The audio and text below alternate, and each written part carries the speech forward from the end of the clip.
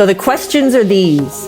How can we really activate the best of the private sector to meet the challenges of the real world? Is there a way to accelerate my career that doesn't involve boring online or classroom courses? And can I really impact people in the developing world with the skills that I have? Can I finally feel proud of what I know? Those are the questions, and this podcast will give you the answers. My name is Philippa White, and this is Thai Unearthed. Keep listening, and you can follow us on our journey as we show you how we're connecting the private sector with the social sector to make change.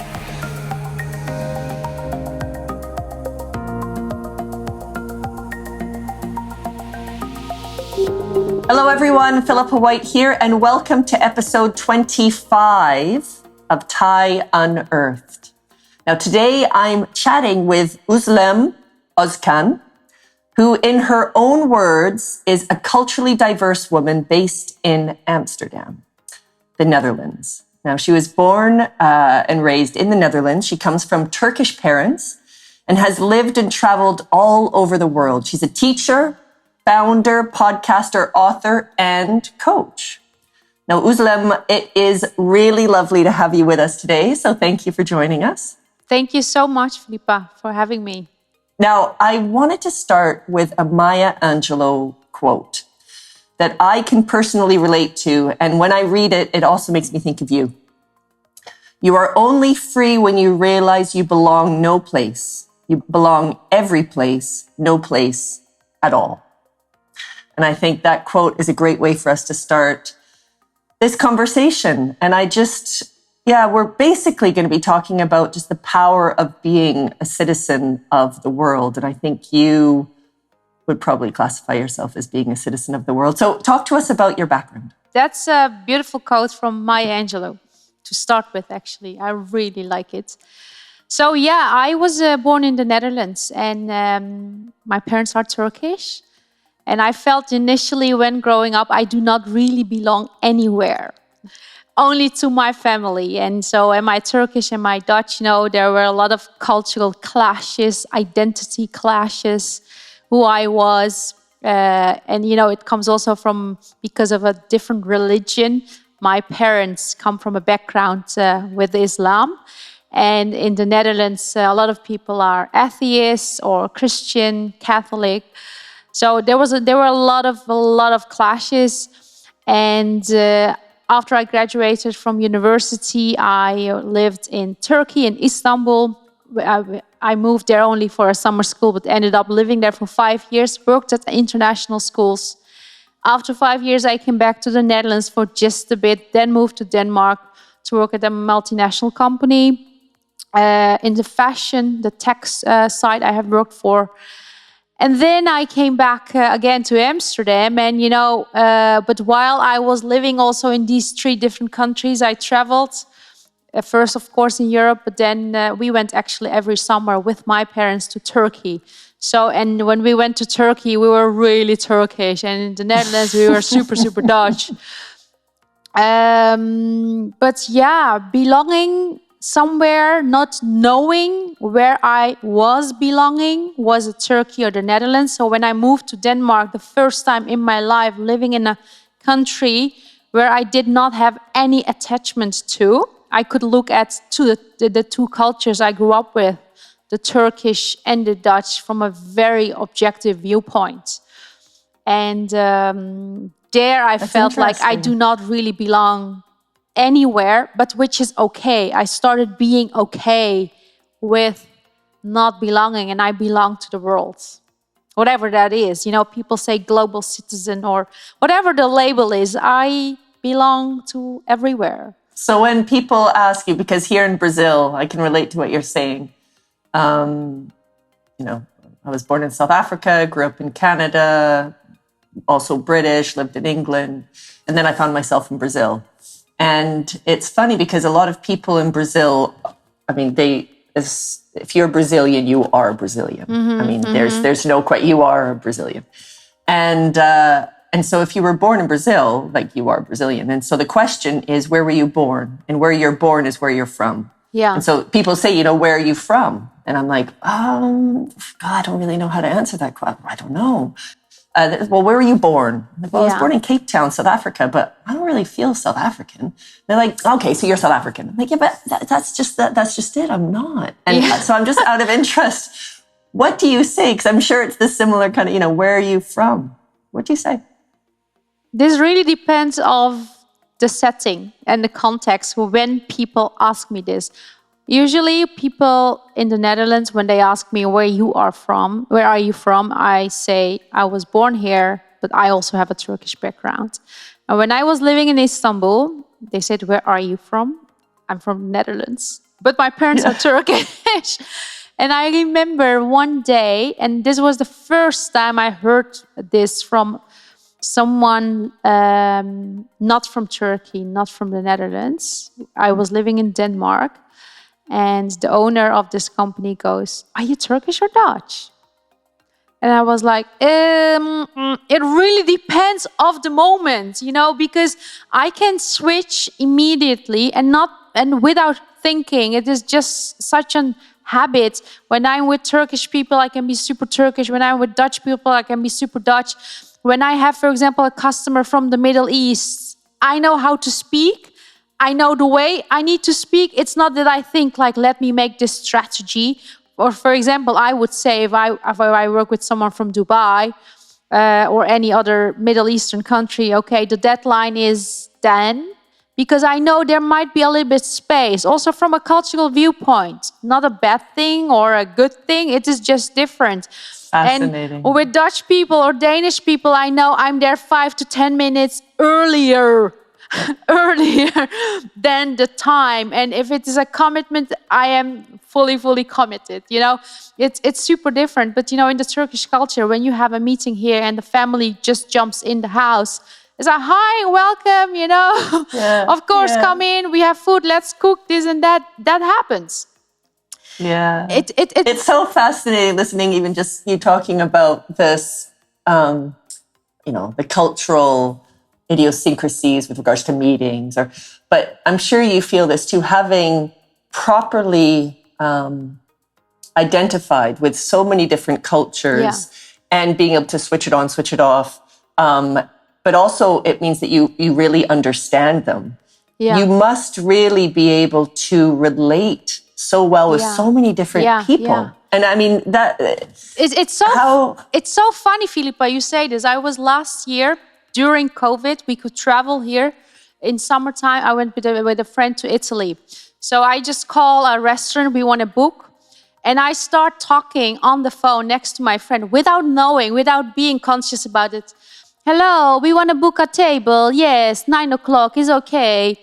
And then my friend was laughing at me. She said, what are you doing at the end? I was like, I don't know. I just feel like they talk in a melody, English.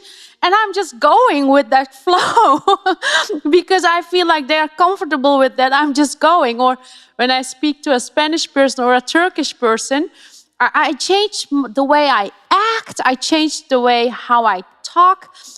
It's not only also, by the way, the Turkish and Dutch culture I grew up with, but my family members, they all moved in the 60s and 70s to Europe. Some moved to Belgium, some moved to Denmark, some Germany and France. So each summer, when we went back to Turkey to this house in the village, there were no people that were living there in winter, but all my family in Europe went back there. So that was our meeting point.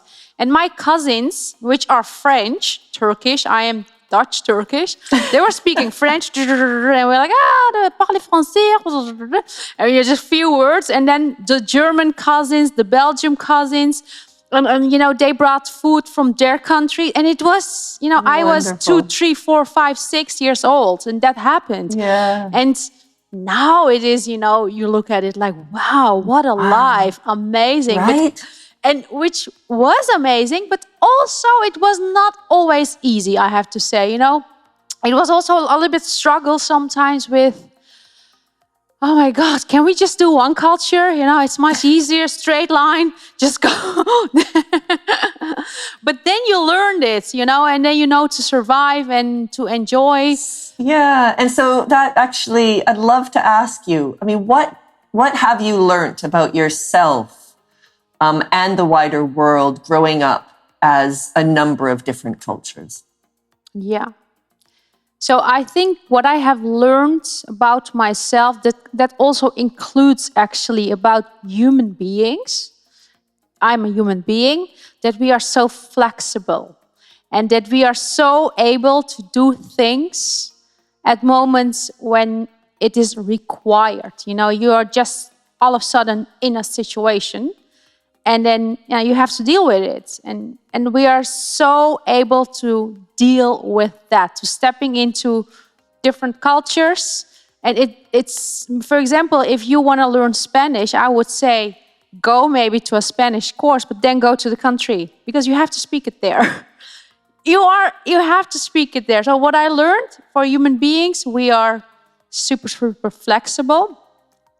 What I also learned by traveling, by talking to so many people, by interacting with them, staying at their houses, being helped by them while I was traveling, I learned that we human beings, regardless our religion, culture, nation, politics even, are so similar to each other.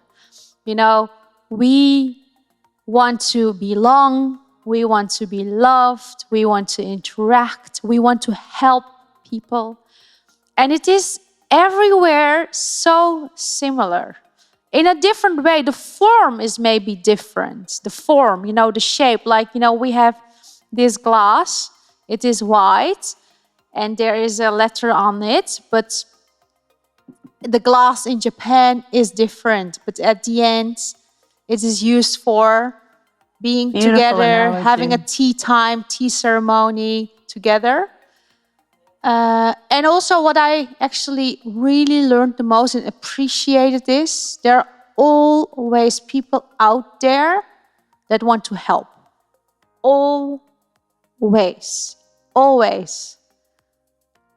And that's really, that made me feel a lot home. Like really someone is thinking of you. Because I also traveled a lot alone, not always. I actually traveled more than I went on holiday abroad. You know, holiday is for me going to the beach, chilling, nice, seeing maybe some culture. But when I was traveling, I was like, okay, you know, where am I going to stay tonight? Shall I, instead of the taxi, which I could pay, I was like, I'll take the bus, I'll take the train, sure. I take the minibus to see how the locals go. Yeah. And definitely. Yeah, people are really kind-hearted, but also our struggles, problems are so similar. The form is again different, but and also like even the difference between from a wealth perspective, like people that have more money than other people, they both have problems, struggles, but different ways, you know. And it is not that one problem from a little bit more richer person is less important than someone that is struggling to make money. Talk to us about, and I'm going to say it wrong, Choni Bashi? Yeah, Chowani Bashi. Chowani Bashi. Now, just so our listeners understand, Özlem has written such an insightful, thoughtful, inquisitive story book. I mean, this book, it's called The Student, and it's just made up of beautiful stories and it's quite emotive, of various different experiences that you've had at very different moments throughout your life, and the learnings and the insights that have come from that. I loved reading it. This particular story really, I found myself covered in goosebumps. It was very emotive. And for me, I think beautifully represents what you've actually just been saying. And can you bring that to life for the listeners? Yeah, of course. So first of all, thank you. Thank you so much, Philippa. I'm so happy always to hear from the readers that they have enjoyed reading and they may could resonate or I don't know, that it did something with them in a good way. I really love hearing that. Jawani Bashi means in Kurdish, how are you? So I have never known this word until 2011, I think. So I grew up in the Netherlands. My parents are Turkish, and my parents were very firm in holding to their own culture, the Turkish culture. Outside, you can also be Dutch, education, friends, but we shouldn't forget the Turkish culture.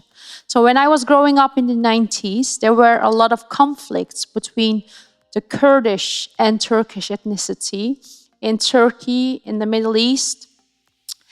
And my parents were always like protective about us, like, hey, be careful. I had one Kurdish friend, a very nice girl, nice family. And I was very good friends with her, but I still had to be a little bit careful. And there were a lot of things going on politic-wise in Turkey. Turkish people killing Kurdish people killing Turkish people. I was scared. I grew up very scared for that ethnicity. And then on the age of 22, my friend, high school friend, was killed by her husband, which was also Kurdish. So I was like, okay, my parents are right with keep a distance. You know, I had a huge judgment because, you know, there was a lot of fear. Fear creates all these judgments that we are having. We do not want to feel the fear here. That's why we just put it out there. So I go to Istanbul. I start living there and I work at an international school and I have a girl with a Kurdish ethnicity. So I'm just like, oh yeah, now you're working at an international school, you're open-minded, friends from all over the world. But that fear, you can say like, hey, I've done all these things, but that fear kept existing. So I was invited to the house of this family. I was teaching her for 3 years. And they appreciated, they said, come over for dinner. And I was like, I didn't say that. I was like, I don't have time. I had all these things, reasons to not go. But I didn't tell, I'm fearful, so I'm not coming. So then one day I was like, hey, I should just really go there and see what's happening. And it's okay. You know, go there with fear. So I entered the house. And, you know, I was that time, I could fake a lot that I was actually good. I felt good, but while I was not feeling inside good. So I just go in and I'm scared, like, what's gonna happen here? And there is an old lady sitting on the couch, one leg bended and sitting on the other leg. I wish you had a video. Her head was a little bit bent downwards, and she had prayer beads in her hands.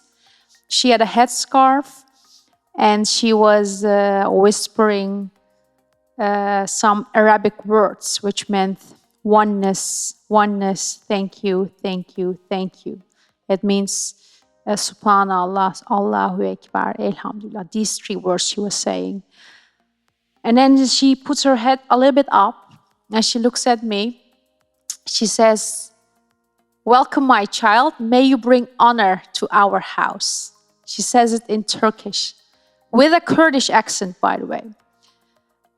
So I just got goosebumps. I was like, what's happening here? What's happening with me? Am I fearful for this lovely lady? So I sit down, we have some chats, we get tea. I feel so comfortable. I feel like even like she's like my grandma. It was an older lady. They invite me afterwards to their restaurant. And then I enter there and they say like, oh, you're Kurdish, Chawai Bashi. And I'm like, no. But they thought I was Kurdish because in their opinion, I look like Kurdish. And by entering to that house, to that family, to see how they live, who they are, not only in my classroom with my students, I experienced that my fear was planted in my being, in my head, by television, by also that my Kurdish friend was killed. It could be anyone that could be killed, right? It could be a German person or a Swedish person or, I don't know, any person from any other country. And they taught me Chawai Bashi.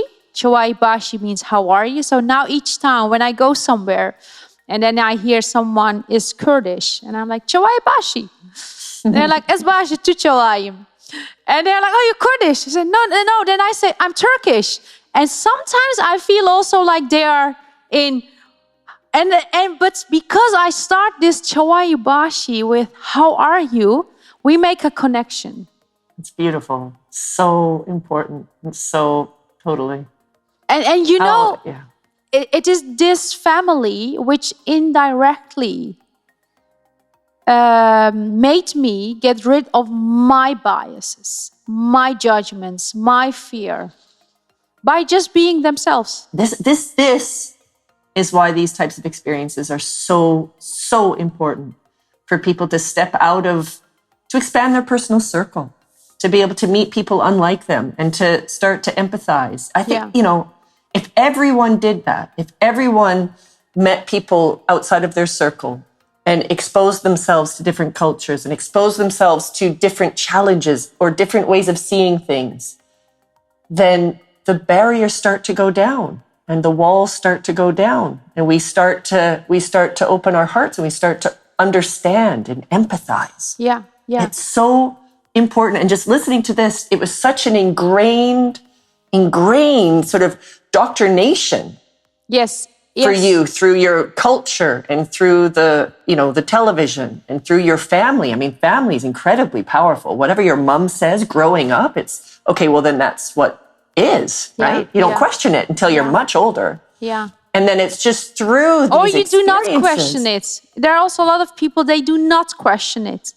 They keep going. Well, that's just, it's only one, exactly, you don't. I mean, once you get older and you start to have these kind of experiences, you start to create your own stories. But as a child, think about it. I mean, there are certain things that if it feels completely wrong, as a child, you do kind of rebel. And I know from the book, there were things that you're like, oh, this doesn't feel right. You sort of, I'm going to wear my own clothes or whatever it is. Yeah. But ingrained things like this, you do tend to, it's only as you get older, you start, but hold on a second, that's just not the way it is. And it's just so important. But just tell me about, in the book, you also talk about the power of stepping out of your comfort zone. You moved to Istanbul, for example.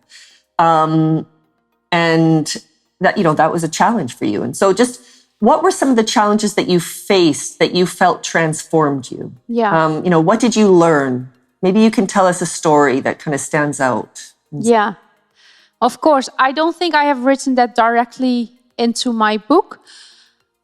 But, for example, for me, a lot of things that most people are not doing is a lot of time depend of their fear for things. They might not want to do something, that's different. But if they want to do things, but they don't do it, there's usually a resistant experience or a fear somewhere that you don't do things. So me moving to Istanbul, when on the age of 24 actually, might seem for a Western world person, or I also grew up in the West, yeah, but everyone does it. You're even 18, 19, 20, you just move out of your house now. But for me, it was a huge step because I grew up in this family where my parents, supported us a lot for study. They also had their norms and values, which they wanted me to keep. And a girl does not actually move out of the house before she's married.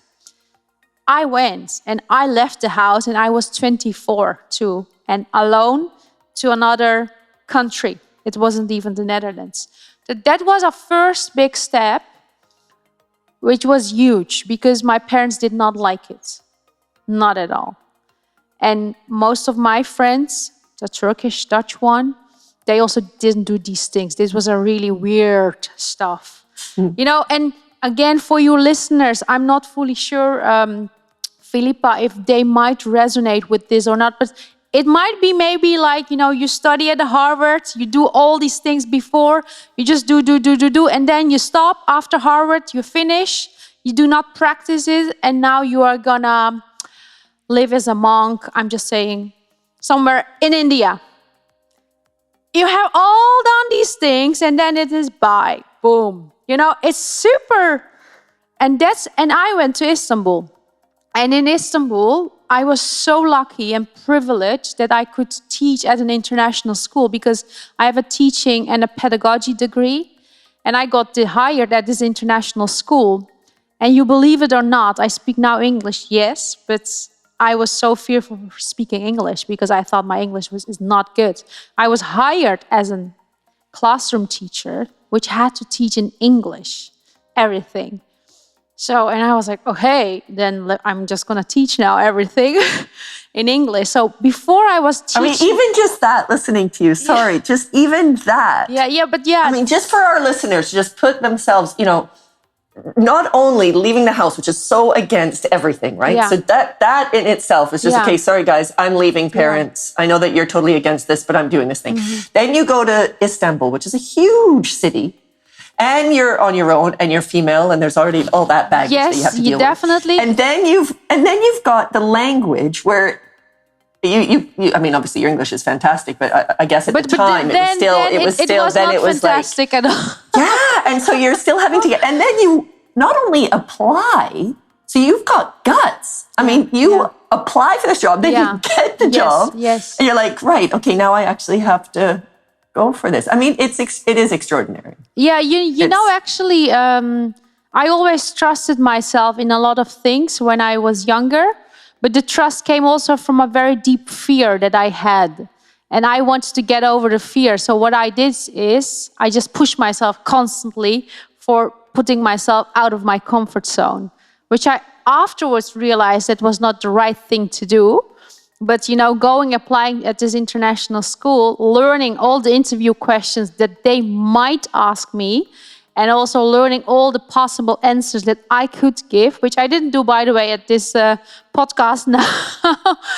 And then she hires me with thinking, you speak amazingly English. Yeah, of course, because I memorized all these sentences I could give.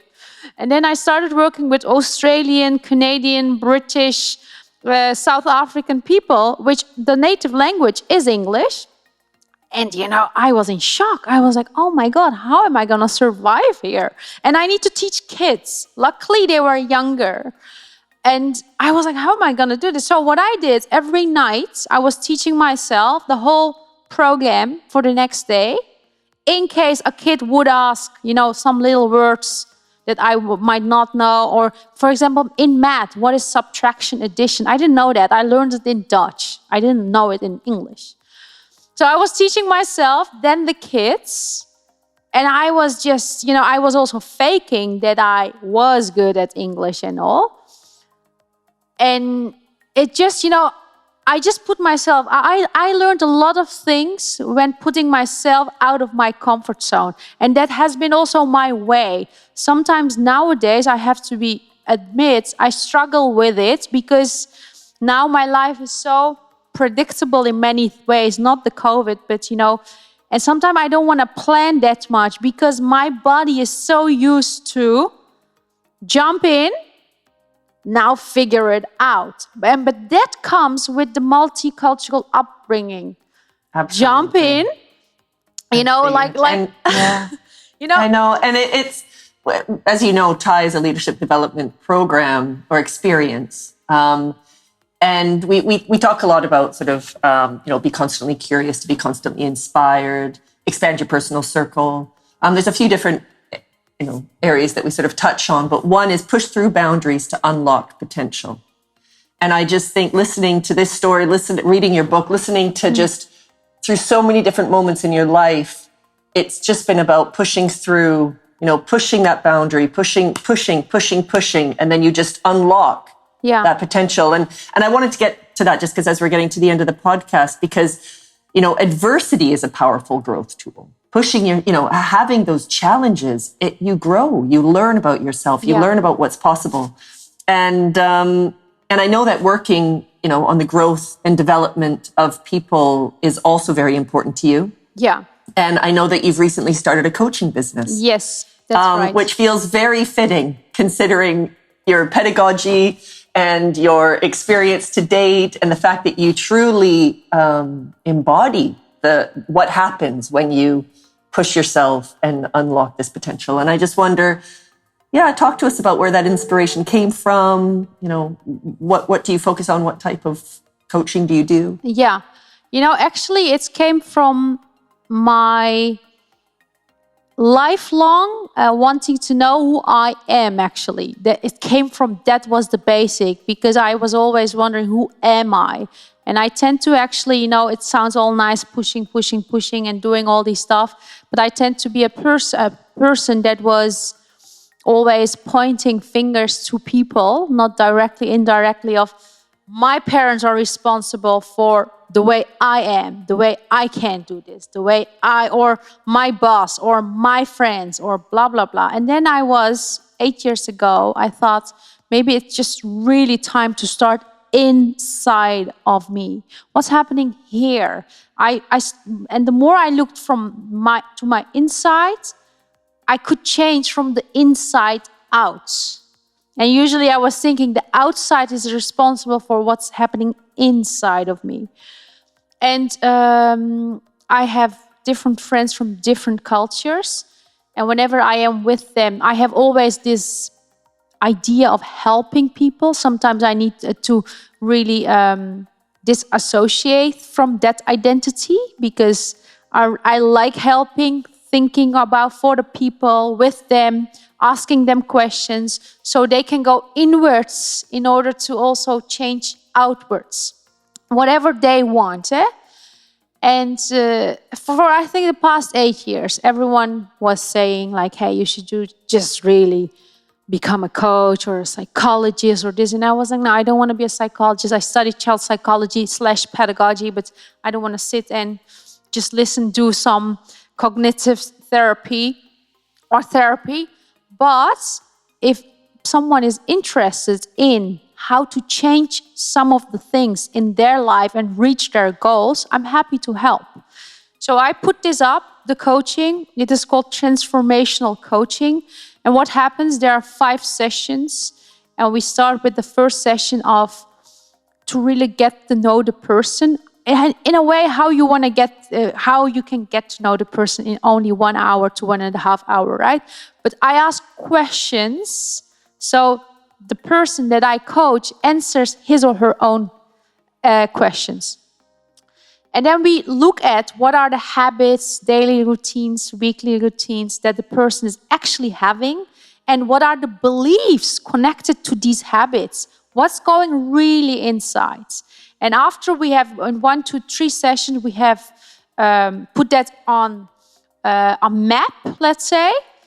Then we see different parts of the life, what the person is thinking, hey, actually I have here difficulties with. We are going to look at what's happening. Why do you have difficulties? A lot of women, for example, they have beliefs around, I'm not enough, I can't do it. I want to run a business, but I can't.